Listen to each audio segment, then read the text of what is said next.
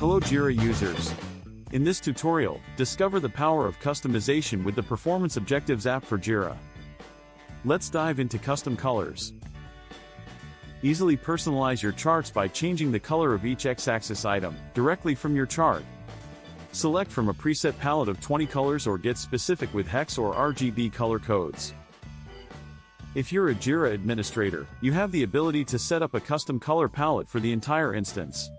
Find out how in the corresponding video tutorial.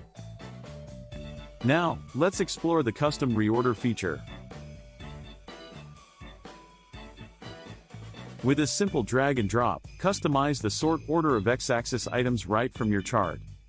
Effortlessly arrange and prioritize, enhancing the clarity and visual impact of your Jira reports.